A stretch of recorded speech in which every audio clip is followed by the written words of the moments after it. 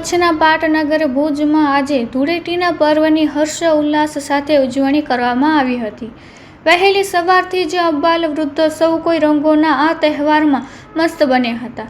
શહેરના વિવિધ વિસ્તારોમાં હોલી હૈના નાદ સાથે ગુલાલ અને રંગોની છોડો હોળી હતી। ઐતિહાસિક હમીસર તળાવના કિનારે સવારથી જ યુવાનો અને બાળકોની ભારે ભીડ જોવા મળી હતી।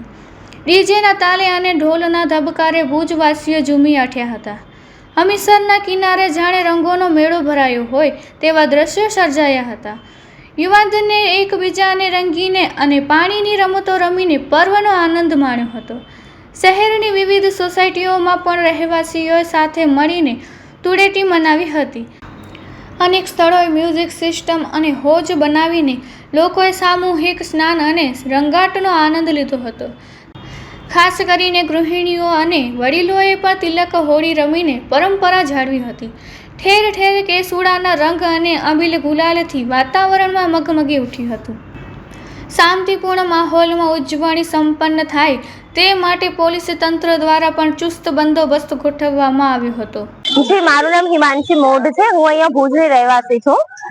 અમારે અહીંયા ગણે ભુજમાં દર વર્ષે હોળીનો તહેવાર બધા એકજોટ મનાવે છે અને એકદમ રંગબેરંગી આખું ભુજ થઈ જાય છે જ્યારે હોળીનો તહેવાર હોય છે। ત્યાં અહીંયા ગણે અમારા કોઈ છેડખાની પણ નથી કરતું, બધા એકબીજાને પૂછીને રંગ લગાડે છે।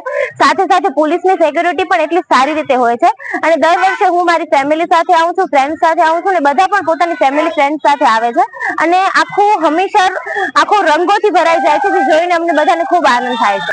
હાલ હમીસર ઉપર બધા અત્યારે એકબીજાને રંગો લગાડે છે અને એકદમ રંગબેરંગી માહોલ જોવા મળે છે, જાણે આખું મેઘધનુષ્ય આખું ભુજ ઉપર ઉતરી આવ્યું હોય। હું નિલેશ રમેશચંદ્ર પંડ્યા હાલ ભુજના હમીસર કાંઠે અને ખાસ તરીકે જે લેન તરીકે ઓળખાય છે ત્યાં હોળીની ઉજવણી કરી રહ્યા છીએ।